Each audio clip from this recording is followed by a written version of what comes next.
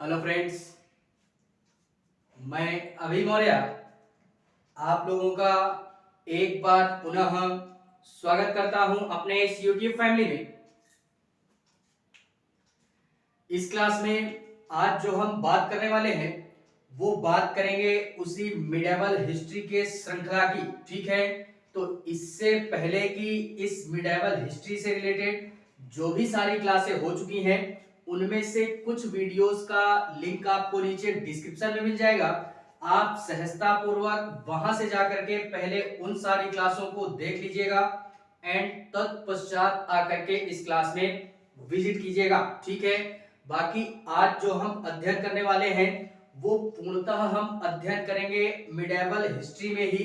इससे पहले हमारी जो क्लास चल रही थी एक प्रकार से बोले तो इस्लाम धर्म की चर्चा हम लोग कर रहे थे। ठीक है, और इस्लाम धर्म से जुड़े हुए हमने तमाम उन सारी बातों का जिक्र किया आपके साथ में, जो कि उस समय के दौर में एक प्रकार से जो भी घटनाएं थी वो घटित होकर के रह गई। वो भी हमेशा और हमेशा के लिए इतिहासकारों ने इसे मिडेवल हिस्ट्री के अंतर्गत में बाकायदा एक चैप्टर बनाया जिसको हम लोग इस्लाम धर्म के नाम से जानते हैं। और इसी के पश्चात में हम लोग उनके आक्रमण के संदर्भ में भी इस पूरे के पूरे मध्यकालीन इतिहास के अंतर्गत में अध्ययन करते हैं।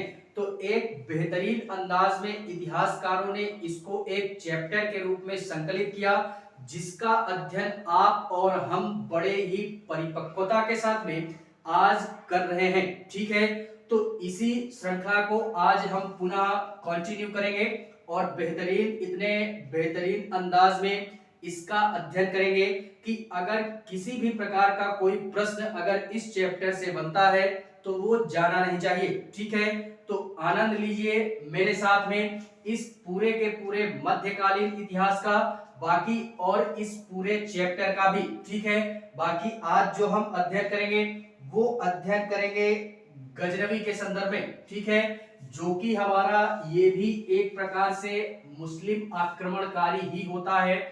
फर्क केवल इतना है कि ये तुर्क मुसलमान होता है। ठीक है, तो जैसे जैसे क्लास को आगे बढ़ाएंगे वैसे वैसे अपनी बातों को हम आपके समक्ष इतने बेहतरीन अंदाज में रखेंगे कि किसी भी प्रकार का कोई प्रश्न उठेगा ही नहीं और किसी भी प्रकार की कोई दुविधा या समस्या उत्पन्न नहीं होगी। तो अपनी अध्ययन के दृष्टिकोण से हमको सहजता महसूस हो, जिस कारणवश हम इस चैप्टर को नाम देते हैं यानी गजनवी साम्राज्य बोल दें, या इसको हम लोग एक नाम से और संबोधित कर सकते हैं जिसको हम लोग यामनी वंश के नाम से भी जानते हैं। ठीक है, तो इसको हम लोग बोलते हैं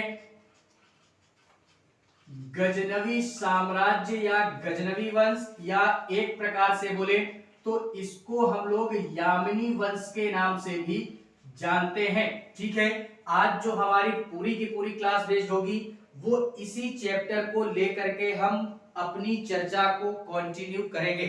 सर्वप्रथम हम लोग ये बात करते हैं, हम लोग बात क्या करते हैं, बात अपनी कर चुके हैं, अपनी कहानी को हम स्टार्ट कर चुके हैं। कहां से कि हम लोगों ने अध्ययन किया इसके पहले की क्लास में कि जो भी हमारा इस्लाम धर्म था वो पूरे के पूरे अरब क्षेत्र में या अरब क्षेत्रों के साथ साथ में उत्तरी क्षेत्रों में अर्थात यूरोपीय क्षेत्रों में, और अगर दक्षिणी क्षेत्रों की बात करें तो हमारा ये एक प्रकार से बोले दक्षिण अफ्रीका साइड में, इन पूरे के पूरे क्षेत्रों में एक प्रकार से बोले तो हमारा इस्लाम धर्म प्रचारित और प्रसारित हो चुका था इस समय तक। ठीक है, और कुछ हमारे शासक ऐसे थे मुस्लिम शासक जो कि इंडिया के संदर्भ में भी यानी भारत को भी अपना टारगेट बनाते हैं और भारत पे भी आक्रमण करते हैं, जिसमें हम लोगों ने अरबों के आक्रमण के संदर्भ में देखा था, जो कि ये अरब क्षेत्र से आक्रमण करते हैं।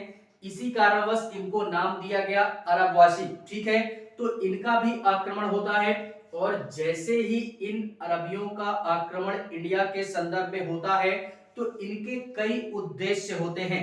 हम लोगों ने इसका भी जिक्र किया था कि जो भी हमारे आक्रमणकारी इंडिया के संदर्भ में आक्रमण करने आते हैं उनके यार कई उद्देश्य थे।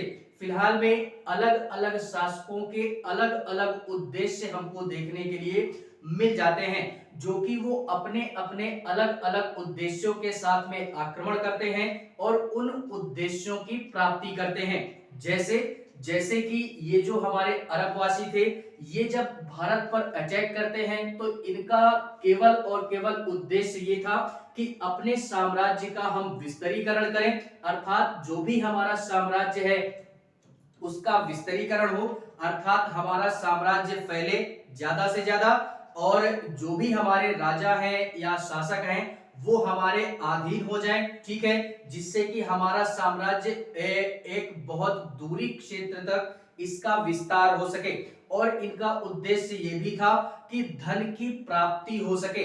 जिस भी क्षेत्र में जाते थे बड़े ही मात्रा में वहां पे जैसे ही साम्राज्य उनका स्थापित होता था तो वहां से वो लोग संपत्ति को भी एकत्रित करते थे। और इसके अलावा इनका एक उद्देश्य और था कि जैसे ही ये लोग मतलब अपनी सत्ता को स्थापित करते थे तो ये यार इस्लामिक तो थे ही, तो ये जिस भी क्षेत्र में जाते थे वहां पे इस्लाम धर्म को लेकर के जाते थे।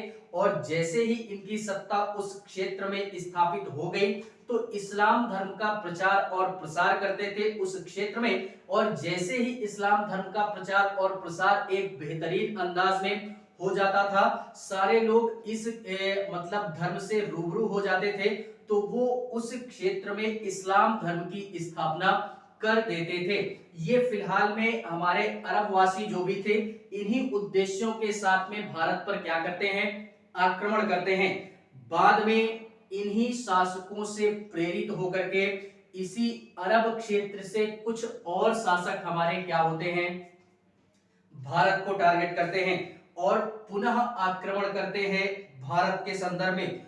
उसी की चर्चा आज हम इस क्लास में करने वाले हैं। यानी इन अरबियों से प्रोत्साहित होकर के बाकी जो वहां के शासक थे वो भी इंडिया को टारगेट करते हैं। उसी में हम लोग बात करेंगे महमूद गजनवी के संदर्भ में और मोहम्मद गौरी के संदर्भ में, जो कि प्रमुख रूप से ये हमारे ऐसे शासक हैं जिनका वर्णन इतिहासकारों ने मध्यकालीन इतिहास में भर भर करके किया है। यानी एक बेहतरीन अंदाज में इन शासकों का जो जिक्र मिलता है वो मध्यकालीन इतिहास में बड़ा ही बेहतरीन इतिहास देखने के लिए मिलता है और बड़ा ही बेहतरीन इतिहास लिखा इतिहास को लिखने वालों ने, ठीक है। तो क्या होता है, इससे पहले हम इन सारी चीजों को समझने से पहले हम लोग ये देखते हैं, यानी गजनवी के आने से पहले हम लोग ये समझते हैं कि गजनवी वंश या ये जो गजनवी साम्राज्य था या ये जो यामिनी वंश था इसका हमारे उत्थान किस क्षेत्र में होता है और ये कैसे उत्थानित होता है और किस संदर्भ में ये उत्थानित होता है।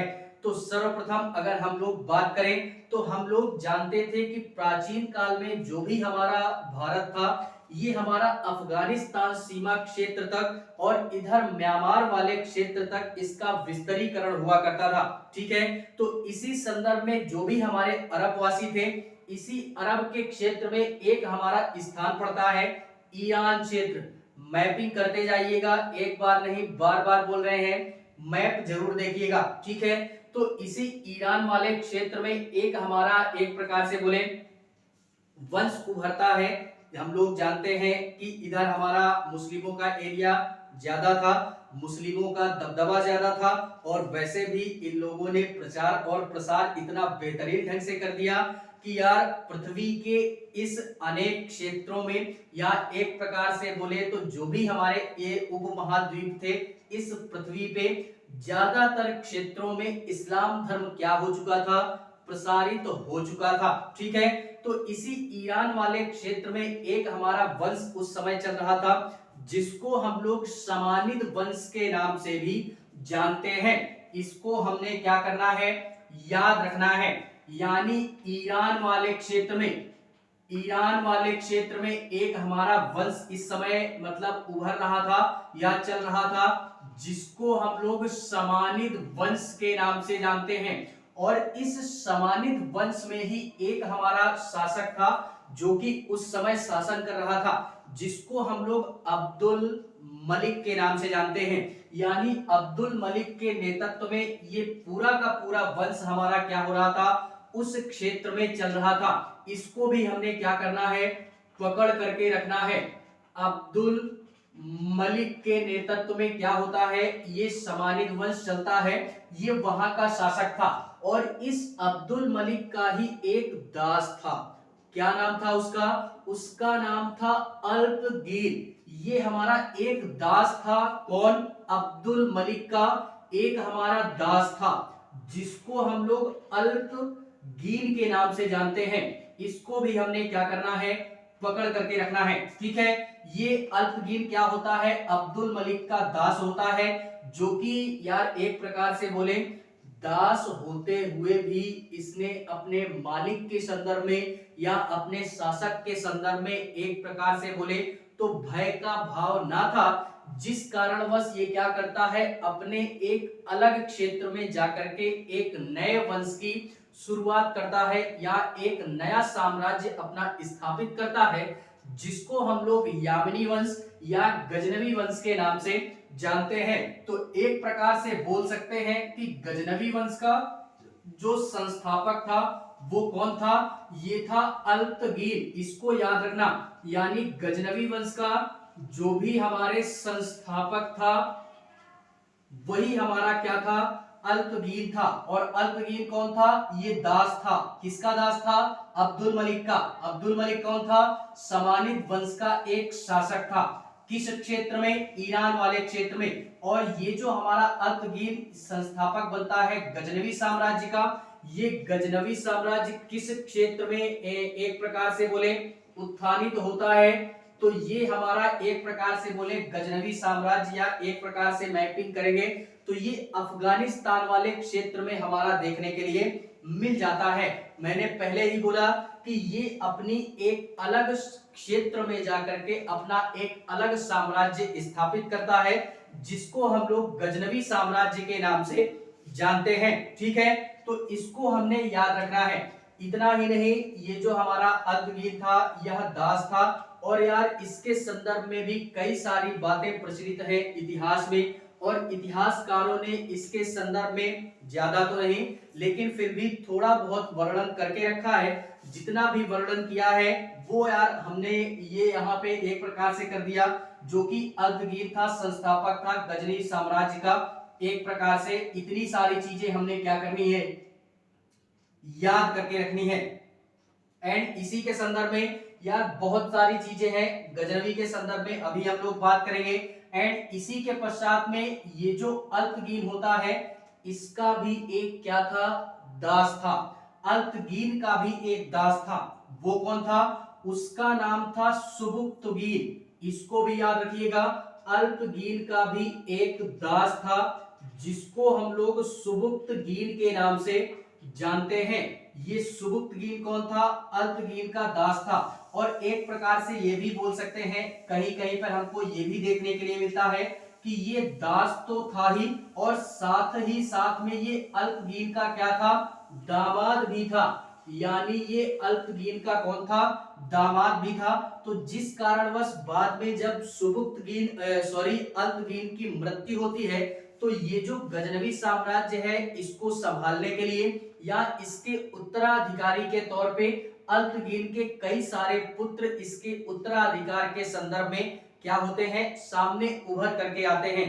यानी इसके कई सारे पुत्र थे जो कि यामिनी साम्राज्य को संभालने के लिए या यामिनी साम्राज्य की गद्दी को संभालने के लिए इसके कई सारे पुत्र हमारे सामने देखने के लिए मिलते हैं, जो कि कुछ समय के लिए सत्ता पर स्थापित भी होते हैं, लेकिन योग्य ना होने के कारणवश उनको क्या होता है, हटा दिया जाता है। और हटाता कौन है, तो इनका अर्थात अल्पगीर का जो हमारा एक प्रकार से दास था या दामाद था सुबुक्तगीर, ये क्या करता है, उनके पुत्रों को हटा करके स्वयं सत्ता को स्थापित करता है या अपनी गद्दी पर बैठता है, यामिनी वंश की गद्दी पे बैठता है एक बेहतरीन अंदाज में। ठीक है, तो एक प्रकार से बोले इसका एक प्रकार से ये भी बोल सकते हैं कि वास्तविक संस्थापक के रूप में यानी अल्पगीर के पश्चात में वास्तविक जो एक प्रकार से उत्तराधिकारी था वो कौन था, वो उत्तराधिकारी हमारा था सुबुक्तगीन, जो कि अल्पगीन के मृत्यु के पश्चात में यामिनी साम्राज्य का या पूरे के पूरे यामिनी वंश का जो सत्ताधारी बनता है वो कौन बनता है, सुबुक्तगीन हमारे बनता है। ठीक है, तो इसको भी हमने याद रखना है। और इसी के संदर्भ में ये भी बोला जाता है, इतिहास में ये भी बातें प्रचलित हैं कि सुबुक्तगीन ही एक ऐसा शासक था पूरे के पूरे यामिनी वंश का या पूरे के पूरे गजनी वंश का, जो कि अपने साम्राज्य का विस्तारीकरण भी करता है और बहुत ज्यादा मात्रा में अपने साम्राज्य का विस्तारीकरण करता है और अपने साम्राज्य को स्थायित्व प्रदान करता है। ठीक है, यानी सत्ता को इतना मजबूत बनाता है कि काफी लंबे समय तक इस पूरे के पूरे यामिनी साम्राज्य में या यामिनी वंश में पूरा एक प्रकार से शासन का दौर चलता रहता है। यानी एक प्रकार से बोले इसने अपने साम्राज्य का विस्तार कैसे किया, तो यार हम लोग जानते हैं जिस प्रकार से अरब वासियों ने आकर के भारत के सिंध क्षेत्र पे आक्रमण किया था, जस्ट उसी प्रकार से ये हमारा क्या होता है, जो सुबुक्तगीन होता है ये भी भारत के संदर्भ में ही अटैक करता है। और भारत में आकर के ये किस क्षेत्र में अटैक करता है, तो ये उस समय हमारा एक प्रकार से बोले तो आज जो हम देखते हैं पंजाब वाला क्षेत्र, आधुनिक पंजाब का क्षेत्र, जो कि ये इंडिया के संदर्भ में है, तो उस समय हमारा पूरा का पूरा जो पंजाब था, पंजाब इस समय हमारे दो, एक हमारा पंजाब इंडिया के अंतर्गत में एंड दूसरा पंजाब हमारा पाकिस्तान के अंतर्गत में आता है। एंड जब ये डिवाइडेशन हुआ था इंडिया का, तभी हमारा ये पंजाब दो अलग अलग हिस्सों में बट गया, जिसको हम लोग एक प्रकार से बोले तो पूर्वी पंजाब और एक प्रकार से बोले तो उत्तरी पंजाब के नाम से जानते हैं। तो उस समय जो भी हमारा ये पूरा का पूरा पंजाब वाला क्षेत्र था, इस पंजाब वाले क्षेत्र में सुबुक्तगीन के द्वारा क्या किया जाता है, आक्रमण किया जाता है। और इस समय पूरे के पूरे पंजाब क्षेत्र में क्या होता है कि एक हिंदू राजशाही शासक का शासन चल रहा होता है, जिसको हम लोग जयपाल के नाम से जानते हैं। इसको भी हमने क्या करना है, याद रखना है। यानी सुबुक्तगीन आक्रमण करता है कहां पे, पंजाब वाले क्षेत्र में, और इस पंजाब क्षेत्र में एक हिंदू राजशाही शासक का क्या चल रहा होता है, दौर चल रहा होता है। या एक प्रकार से बोले तो एक हिंदू शासक इस पूरे के पूरे पंजाब क्षेत्र पर क्या करता है, शासन करता है, जिसको हम लोग जयपाल के नाम से जानते हैं। और ये जो जयपाल था ये था कौन, तो एक हिंदू शासक था जो कि पंजाब वाले क्षेत्र में एक प्रकार से शासन कर रहा था।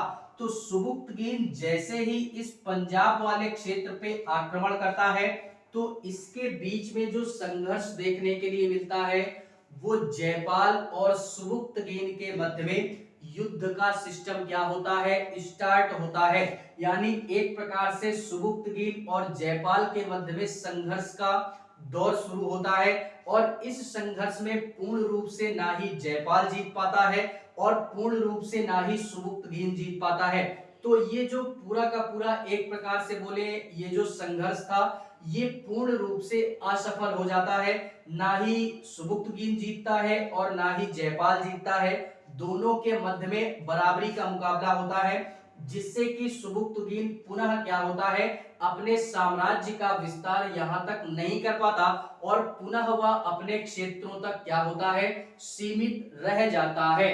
एंड इसी के संदर्भ में एक पॉइंट यहाँ पे ये याद रखिएगा कि ये एक ऐसा पहला शासक था पूरे के पूरे गजनवी साम्राज्य या यामिनी वंश का, सुबुक्तगीन, जो कि ये क्या होता है कि पहली बार भारतीय सीमा क्षेत्र पर या भारतीय क्षेत्रों में क्या करता है, आक्रमण करता है। और इसमें नया क्या है यार, नया ये है कि ये पहला तुर्क मुसलमान था। कौन था, सुबुक्तगीन कौन था, ये भारत पर आक्रमण करने वाला पहला तुर्क मुसलमान था, तुर्क मुसलमान था, जिसने पंजाब के क्षेत्र में क्या किया था, आक्रमण किया था।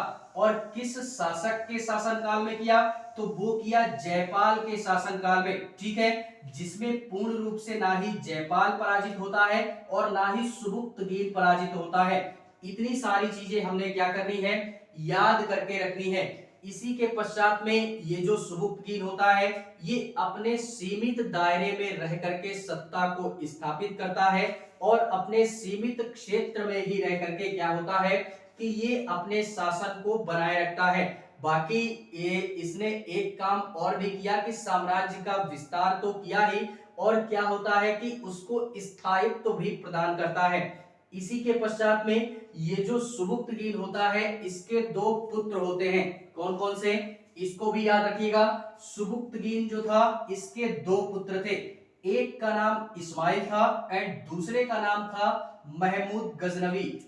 यहां से बात आती है महमूद गजनवी की, यानी कौन, सुबुक्तगीन के दो पुत्र थे, याद रखिएगा। सुबुक्तगीन के कितने पुत्र थे, दो पुत्र थे, एक का नाम था इस्माइल एंड दूसरे का नाम था महमूद गजनवी। महमूद गजनवी ये हमारे दो पुत्र थे, ठीक है, जिसमें कि हमारे जब सुबुक्तगीन की मृत्यु होती है एक प्रकार से बोले तो 998 वगैरह में आकर के इसकी मृत्यु होती है, ठीक है, 998 के पास में आकर के। और ये जो मैंने इसके पहले तारीख का वर्णन नहीं किया था, तो 977 के आसपास आकर के ये अपने साम्राज्य का विस्तारीकरण करता है, या एक प्रकार से बोले तो जब हमारा अल्तगीन की मृत्यु होती है उसके पश्चात में ये यामनी वंश की सत्ता को या गद्दी को क्या करता है, संभालता है 977 ईस्वी में। एंड इसी के पश्चात में ये जो सुबुक्तगीन होता है इसकी जो मृत्यु होती है वो 998 ईस्वी में होती है। कहीं कहीं पर 999 भी देखने के लिए मिलता है। कुछ किताबों में अलग अलग इतिहासकारों ने अलग अलग वर्णन किया है, लेकिन फिर भी हम लोग यार सारी चीजों को देखते हुए चलेंगे। ये जो सुबुक्तगीन होता है इसकी मृत्यु 998 में होती है, ठीक है, और इसकी मृत्यु के पश्चात में इसका जो पुत्र था इस्माइल एंड दूसरा पुत्र था महमूद गजनवी, ये क्या करता है कि अपनी सत्ता को जो संभालने का अवसर प्राप्त करवाता है, यानी पूरे के पूरे गजनवी प्रदेश या पूरे के पूरे यामनी वंश की सत्ता को या गद्दी को जो संभालता है वो पहले इस्माइल संभालता है। कौन, जो कि सुबुक्तगीन का हमारा पहला पुत्र था इस्माइल। लेकिन ये जो इस्माइल था ये उतना टैलेंटेड था नहीं, उतना बुद्धिजीवी नहीं था। बुद्धिजीवी ना होने के कारण भी बुद्धिजीवी ना होते हुए भी इसने क्या किया, यामिनी वंश की कमान को संभाला और कुछ समय तक संभाला। लेकिन जब महमूद गजनवी से बर्दाश्त नहीं हुआ तो इसने क्या किया कि इस्माइल को इसने बंदी बना लिया। क्या किया, बंदी बना लिया।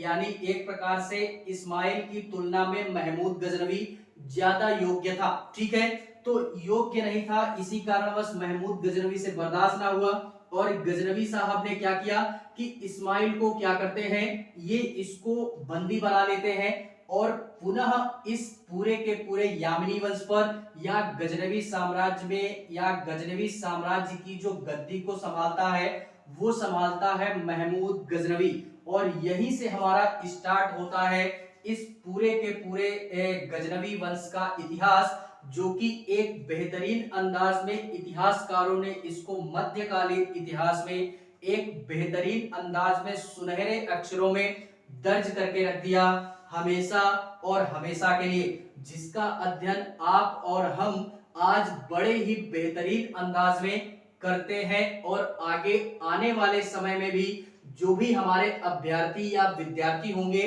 वो भी इस चैप्टर को बड़े ही बेहतरीन अंदाज में अध्ययन करेंगे और इसका आनंद भी लेंगे कि इस पूरे के पूरे पृथ्वी पर जो भी हमारा इतिहास घटित हुआ भारतीय इतिहास के संदर्भ में, भारत में ऐसे कौन कौन से शासकों के द्वारा शासन किया गया प्राचीन काल में, जिसका एक प्रकार से बोले उद्देश्य भी दूसरा था और इस उद्देश्यों के क्रम में वो भारत पर आक्रमण करते हैं। तो कैसे करते हैं, किस संदर्भ में करते हैं, इन तमाम सारी जानकारियों से अगर कोई भी व्यक्ति रूबरू करवाता है या कोई अन्य जो चीज है जो हमने और आपसे रूबरू होती है, तो वो है पूरा का पूरा मध्यकालीन इतिहास। अगर हमने इस पूरे के पूरे मध्यकालीन इतिहास का अध्ययन किया तो हम लोगों ने पूरे के पूरे भारत के संदर्भ में ऐसे कौन कौन से शासक हुए प्राचीन काल में या मध्यकाल में जिसने अपनी सत्ता को स्थापित किया और बाकायदा इस पूरे पृथ्वी पे जब तक ये हमारा भारत जैसा देश था तब तक उन्होंने इसको एक प्रकार से दबोचा और नोचा भी, और एक प्रकार से बोले तो यहाँ पे अपनी सत्ता को स्थापित भी किया। और सत्ता को स्थापित करने के क्रम में यहाँ से जो भी सारा मटेरियल था, यहाँ से जो भी सारी संपत्ति थी, वो संपत्ति ले जा करके अपने साम्राज्य में ले जा करके उन्होंने एक प्रकार से स्थापित की और भारत को छोड़ करके उन्होंने क्या किया, अपने साम्राज्य को विकसित किया और मजबूत बनाया। ठीक है, तो एक प्रकार से हम लोग बोल सकते हैं कि यार मध्यकालीन इतिहास का अध्ययन, मध्यकालीन क्या, इस पूरे के पूरे इतिहास का अध्ययन एक बार अवश्य कीजिएगा, जिससे कि हमारे अध्ययन के दृष्टिकोण से तो महत्वपूर्ण है ही, लेकिन अगर हम लोग इस पूरे के पूरे इतिहास का अध्ययन करते हैं, चाहे वो प्राचीन हो, मध्यकालीन हो, आधुनिक हो, या अगर पूरे विश्व के स्तर पे हमने अध्ययन करना है तो विश्व इतिहास का भी अध्ययन हमने क्या करना चाहिए, अवश्य करना चाहिए, जिससे कि हमने पूरा एक प्रकार से बोले तो जानकारी ये उपलब्ध होगी कि जब हम लोग नहीं थे, हमारा जन्म नहीं हुआ था, यानी जो भी सारे लोग थे इस पृथ्वी पे, उन्होंने क्या क्या तांडव मचा करके रखा और भारत में क्या क्या कांड हुआ प्राचीन समय में, मध्य में और आधुनिक समय में। बाकी अभी तो यार हम लोग हैं ही, तो अपनी नजरों से उन सारी चीजों से तो हम रूबरू हो ही रहे हैं और देख ही रहे हैं, लेकिन जो भी सारी चीजें हम लोगों ने नहीं देखी, उन सारी की सारी चीजों का, उन सारी की सारी घटनाओं का वर्णन इतिहासकारों ने बेहतरीन अंदाज में इतिहास में किया है। ठीक है, तो इतिहास का अध्ययन सिलेबस के दृष्टिकोण से तो हम लोग पढ़ेंगे ही, लेकिन जानने के उद्देश्य से भी एक बार अध्ययन कर लीजिएगा कि इस पूरे के पूरे भारत में ऐसी कौन कौन से शासक आए, ऐसे कौन कौन सी घटनाएं घटित हुई जो कि हमेशा और हमेशा के लिए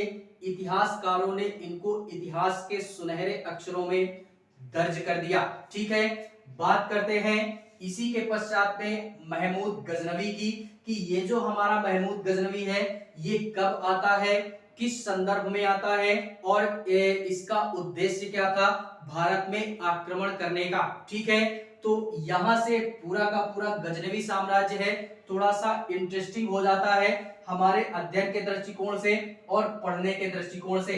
बात करते हैं इस पूरे के पूरे साम्राज्य में महमूद गजनवी की।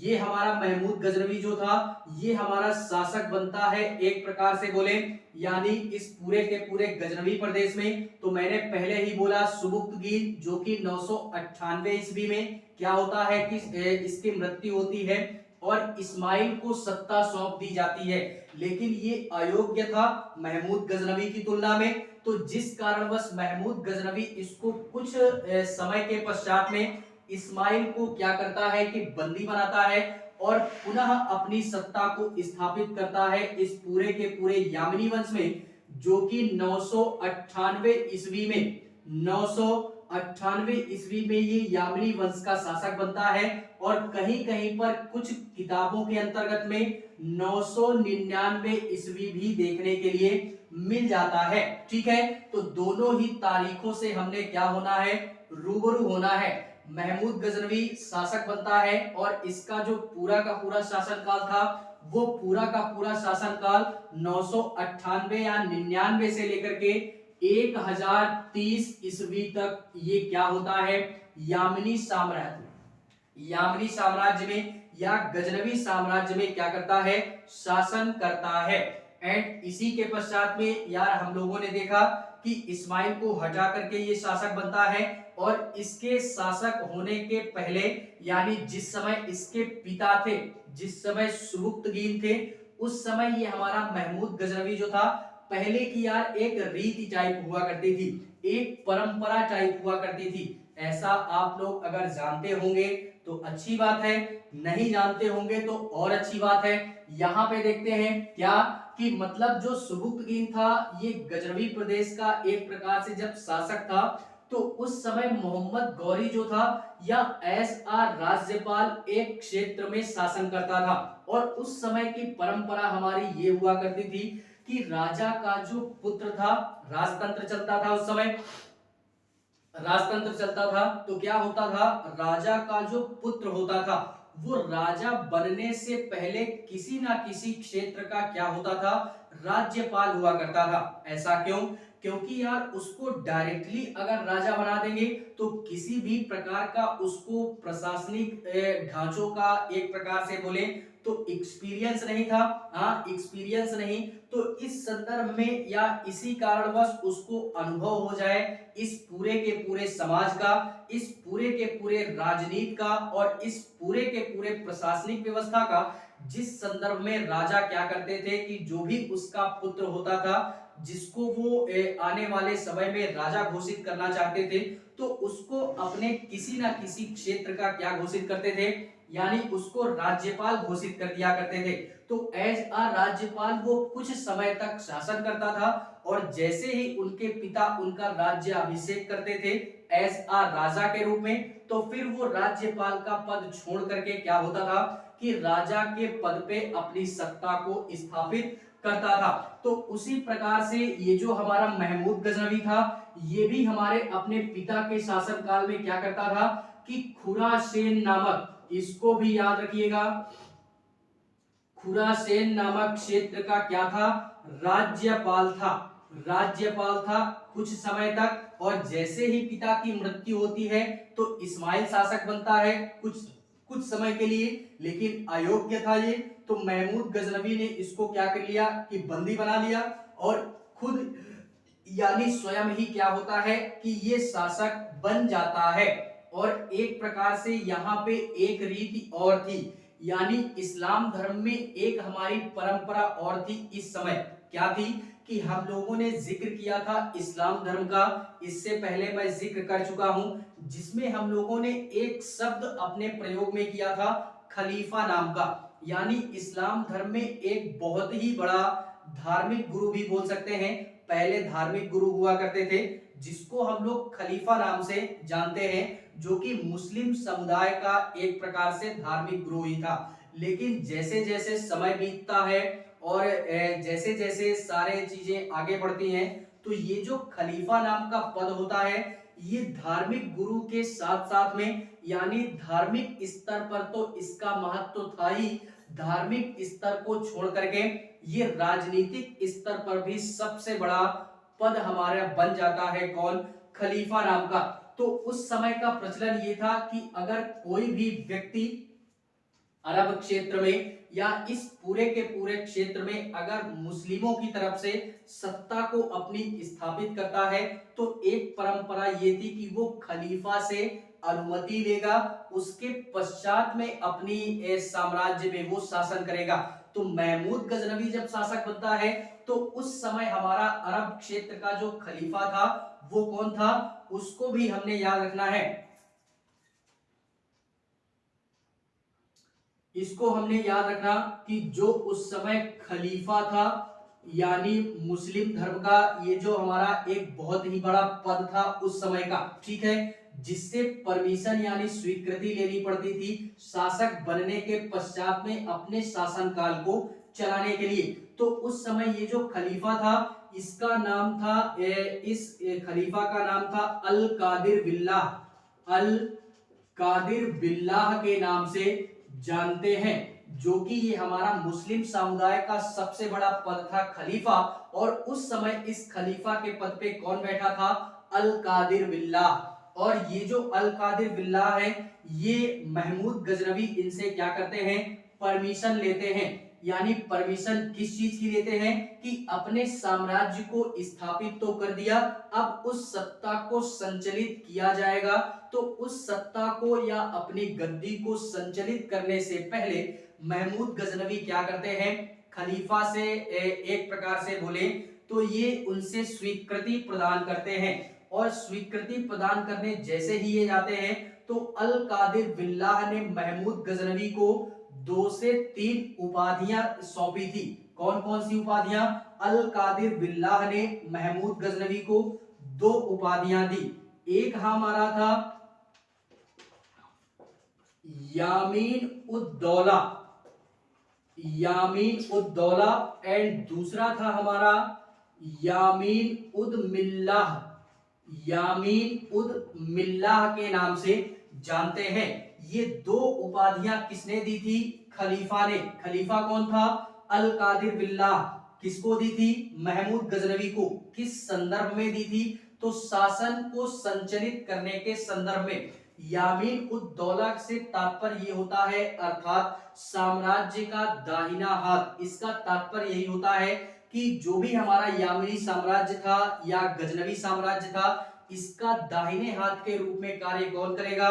महमूद गजनवी, जो कि पूरे के पूरे गजनवी साम्राज्य का या गजनवी वंश का महत्वपूर्ण शासक के तौर पे उभर करके आता है। तो यामीन उद दौला ये एक उपाधि थी, एंड दूसरी उपाधि थी यामीन उद मिल्लाह। इससे तात्पर्य ये होता है कि मुस्लिमों का संरक्षण, इस प्रकार से बोल सकते हैं कि पूरे के पूरे मुस्लिम समुदाय का जो संरक्षक होगा वो हमारा कौन होगा? ये जो शासन करने यहाँ पे जा रहा है अर्थात महमूद गजनवी, ये पूरे के पूरे मुस्लिमों का क्या करेगा? संरक्षक करेगा या संरक्षण में कार्य करेगा।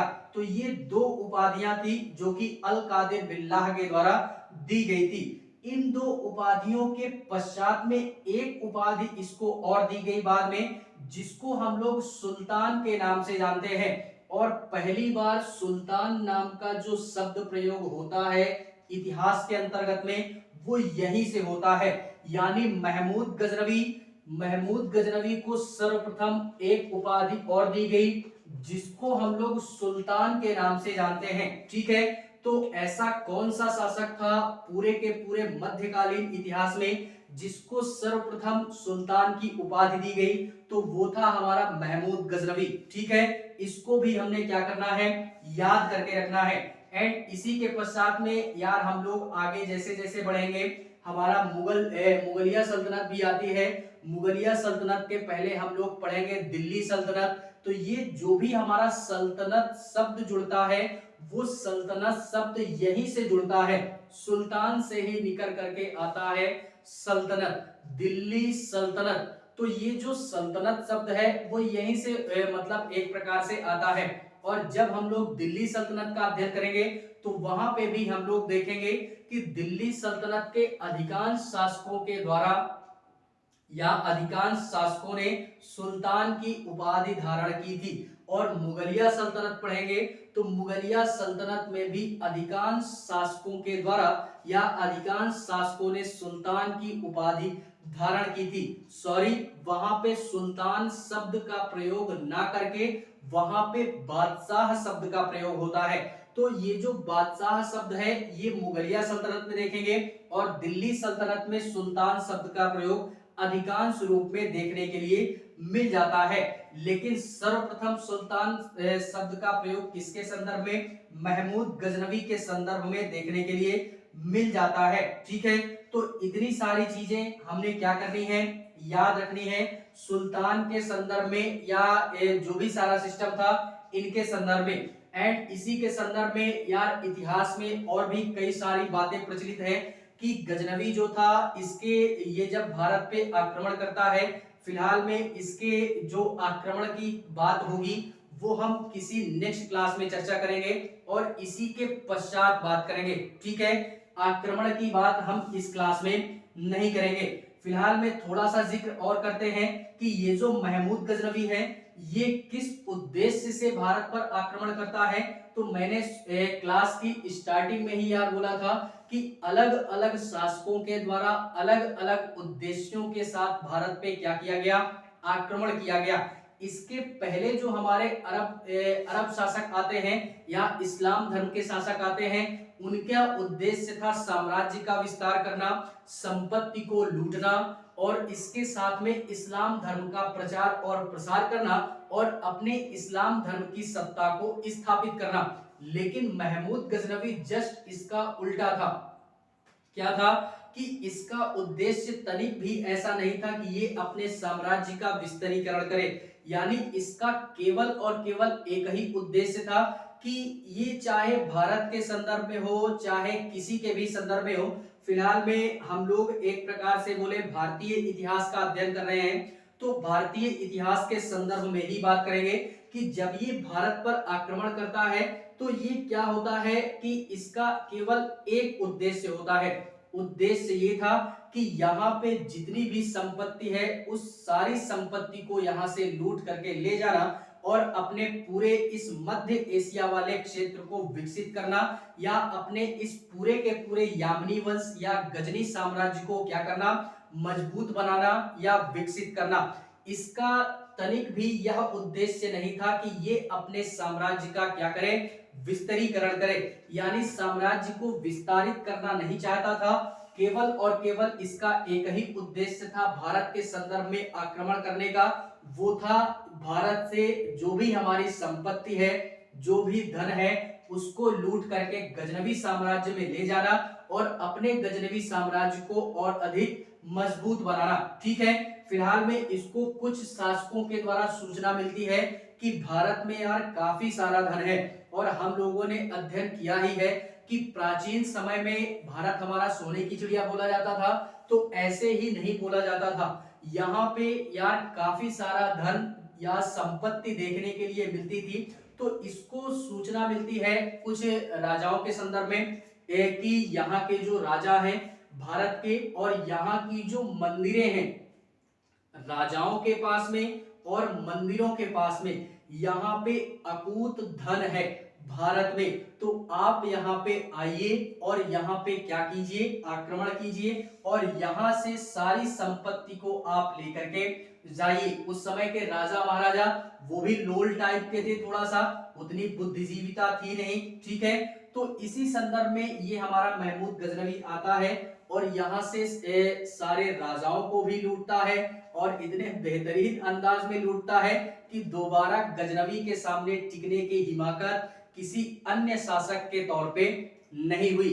और इसी में सबसे फेमस हमारा जो मंदिर इसने लूटा था वो था सोमनाथ का मंदिर हमारा, जो कि गुजरात के सौराष्ट्र में स्थित है, जो कि 1025 ईस्वी में महमूद गजनवी ने क्या किया था, सोमनाथ के मंदिर पे आक्रमण किया था और काफी सारा धन, काफी सारी संपत्ति, हीरे जवाहरात, सोना जो भी था ले करके वो जाता है।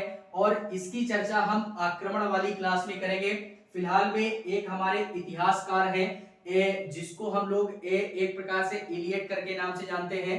सर हेनरी इलियट नाम के एक हमारे इतिहासकार हैं, जिन्होंने अपने इतिहास लिखने के पश्चात में या इतिहास का लेखन जब वो कर रहे थे तो उन्होंने महमूद गजनवी के संदर्भ में ये बात बोली कि महमूद गजनवी ने भारत पर 17 बार आक्रमण किया और इन 17 बार के आक्रमण के क्रम में उन्होंने कई ऐसे स्थानों पर, कई ऐसे राजाओं के संदर्भ में आक्रमण किया कि काफी सारा धन उसको प्राप्त होता है। ठीक है, एक समय ऐसा आता है कि इसके पास में इतना ज्यादा पैसा, सोना, हीरा जवाहरात इतने ज्यादा हो जाते हैं कि ये केवल और केवल उसको देखते ही देखते मर जाता है।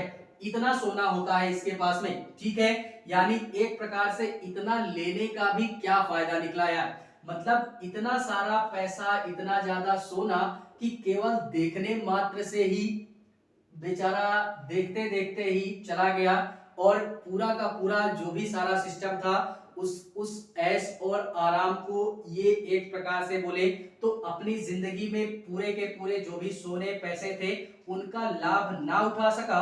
और जो भी सारा सिस्टम था वो बात हम करेंगे आक्रमण की क्लास में। फिलहाल में आज के लिए बस इतना ही। इसके पश्चात में हम लोग बात करेंगे इसके संदर्भ में, आक्रमण के संदर्भ में, कि महमूद गजनवी के द्वारा भारत पर कितने आक्रमण किए गए और किस संदर्भ में किए गए, कहां कहां पे किए गए।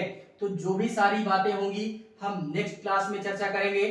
फिलहाल में गजनवी साम्राज्य या यामनी वंश में जो भी सारी चीजें यहाँ पे मतलब बनती थी, उन सारी चीजों का जिक्र हम लोगों ने इस क्लास के माध्यम से किया है। ठीक है, फिर भी अगर किसी भी प्रकार की कोई दुविधा या समस्या उत्पन्न होती है तो आप यार कमेंट करोगे, वहां से आपकी सारी दुविधा या समस्याओं का निदान हम करने का प्रयास करेंगे। ठीक है, बाकी आज के लिए बस इतना ही।